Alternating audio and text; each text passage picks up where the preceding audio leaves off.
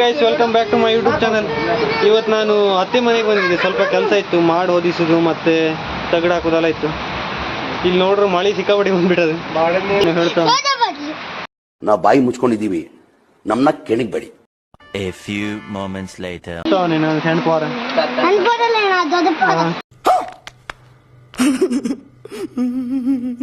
So ನಮ್ಮ ಕೆಲಸ ಎಲ್ಲ ಅರ್ಧಕ್ಕೆ ನಿಂತ್ಬಿಟ್ಟದೆ. ಇಲ್ಲಿ ನೋಡ್ರಿ ನಮ್ಮ ಭಾವ ಒಬ್ಬ ಗುಡುಗು ಮಿಂಚು ಅಂದ್ರೆ ಸಿಕ್ಕಾಪಟ್ಟೆ ಹೆದರ್ತಾನೆ. ಯಾರು ಅಂತ ತೋರಿಸ್ತೇನೆ ನಿಮ್ಗೆ. ಇಲ್ಲಿ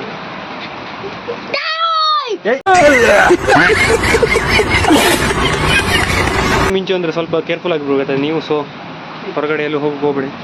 ನಮಗೂ ಇದೆ, ಇಲ್ಲೊಂದು ಸಮಸ್ಯೆ ಖಂಡಿತ ಇದೆ.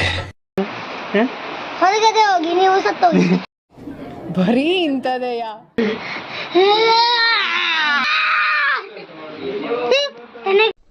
ಏನು ಅರ್ಥವೇ ಆಗ್ತಿಲ್ವೇ ಈ ಕೇಸು?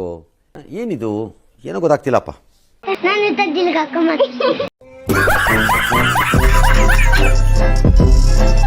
ಬುಲಿ ಅಬ್ಬುಲಿ ನಾನು